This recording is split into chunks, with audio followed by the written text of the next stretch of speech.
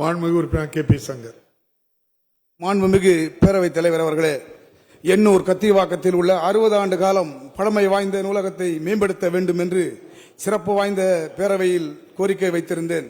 அதன் அடிப்படையில் சட்டமன்ற உறுப்பினர் மேம்பாட்டு நிதியில் இருந்து 1,25,00,000 செலவில் கட்டிடம் கட்டப்பட்டு உள்ளது. நூலகத்திற்கு தேவையான பொருட்கள் 1,75,00,000 பொருட்கள் வழங்கப்பட்டு உள்ளது.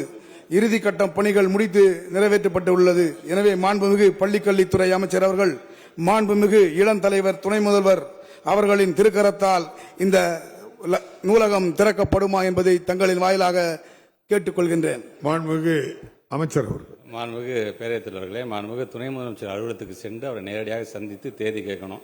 சட்டமன்றத்திலேயே தேதி கேட்கிறாரு.